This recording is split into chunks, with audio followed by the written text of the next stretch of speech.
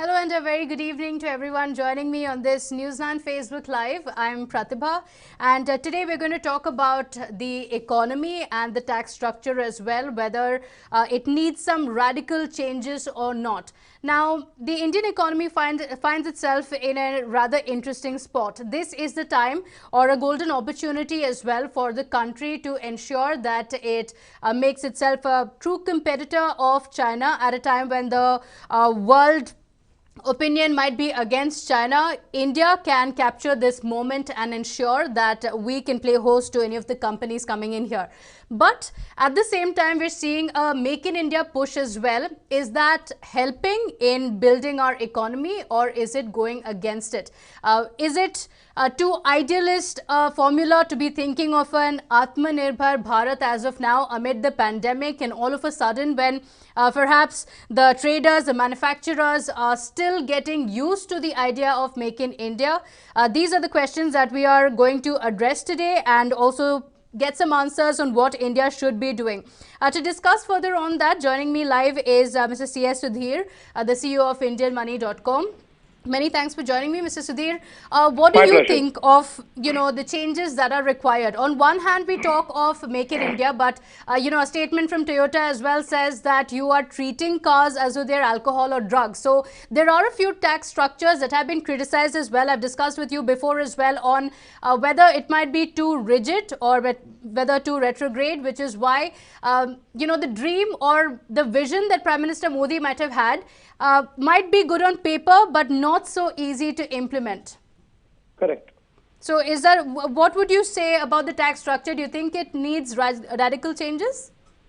See, now, even before we get into the tax structure, we need to talk about, the government's priorities. Government has to now answer the job loss or unemployment issues. It has to first create employment. And to create employment, either you have to have domestic investment or from outside investment. Now, companies like Toyota, if they have to come and set up their factories here, or if they have to increase their production here, they will have to be incentivized to do that, right? Right. Now, if their production cost becomes high, if the tax structure becomes complicated, then these guys will lose interest and they may not really continue working here. For example, what happens really in China? Why China has become the world's factory? This is because in China, what happens if you go and set up a factory and you say, I'm manufacturing things here and I'm exporting it. As soon as you export, you get the customs seal, you get 20% export promotion amount credited to your account. I mean, that's the kind of structure they've got. So now, Government of India has got one responsibility, that is to create jobs and to, of course, make the economy better. And the second responsibility is to continue collecting the taxes. Otherwise, the government's income is going down. That too, now in this tough time, government's income is going down, right? So government has to increase its income also. Yeah. So now it is like this. I mean, coming from a farming background, I believe that, we grow arecanut. We sow the seeds and it takes about 6 years to get the crop. And we patiently wait for 6 years to happen. But unfortunately in India, be it for any startup or any new manufacturing hub, we start taxing them from the day one. You make profit in the month one, year one, you have to pay taxes, which is ridiculous. Right? That should not be the way. You give them some time. You tell them to grow. I mean, you support them. And once they complete 5 years, you start taxing them. Believe me, you will get much more than what you have lost now. This is what happens in China. So similar way, this has to be done in India too. Okay, so Only incentives for the bigger companies and for the smaller companies as well, giving them some space to grow, and then, the returns will be much higher. Absolutely. See, once they build the ecosystem around them, once they start seeing customers coming to them, once they start seeing profits happening, they won't wind up and go overnight, right? They will be there. True. So then automatically government's income will increase. But government has to have patience. For that, government has to now identify sources to manage its, deficit internally or probably through borrowing. And that way India has that, at least that levy, because India's debt to GDP ratio is only about 70%. Okay, so while you mentioned that China is the world's factory, do you think now is the golden time for India to shine, or do you think that amid the pandemic and now that we are bringing in several structures, it might not be possible for India? Because this is a time when the world opinion against China is building up. So if we step up our game, we could be right there. But there are several challenges. It's of course easier said than done. Do you think this is the reason why India is not able to picturize itself or make it the competitor of China in the truest way? See, there are three issues to, kind of compete or to, capitalize the opportunity we've got now, right? If we have to attract those companies who are going out of China to India, then there are three issues to be addressed. One, of course, the tax issue. Government has to address it, make it very simple, make it lucrative, so that more companies will get attracted towards it. Second one is the infrastructure. Unless until we have the required transportation, all that, the infrastructure things, it's going to be difficult, be it even the land acquisition. So many other issues are there which has to be addressed, and there should be a fast track, settlement things. Otherwise, it's going to be very tough. So that's the second issue which has to be addressed. And more importantly, the labor issues. We think, we have got so much of unemployment and all that, but it's actually not unemployment, it is unemployability. People are not really keen to work, and efficiency in India is very bad. I mean, just to give you an example, India's per capita income is about $2,300, which is about 1.6, 1.8 lakh rupees annually. But in China, the per capita income is over $10,000, which means it's about 8 lakh rupees, right? So which means China's per capita income is more than 4 times of India, but then you see all products of China in India. Why is it? Because they are cheap. Their cost of labor is 4 times higher than India, but their products are cheaper than India. Why? Okay. They are more efficient. They have better infrastructure. Similarly, in India, we have to have it. Like the way we have got Aadhaar here, there in China, they have got something called employment card. Once you have that card with you, if you don't work, if you say that, okay, hey, I've got this card, but I don't work, or you don't work properly in a company, then card gets blocked. Once the card gets blocked, you can't access the bullet train, you can't access a lot of other public infrastructure, so many other things. So that kind of penalization has to happen here also, because here the labor, the law is completely one-sided. That is making people lazy. But would you say that could work only in an authoritarian China and not so much in a democracy like India? See, whether it is democracy, communist, capitalism, all that is secondary. What is important here is survival, livelihood of Indians. Yeah. Now, do you really care about these the people's livelihood? Now tell me, at home. So this is something that will help the people as well. Absolutely. At home, when I have to feed my kid, the kid doesn't want to eat the food. I force feed it. Why do I do it? Because I am concerned about the health of my kid.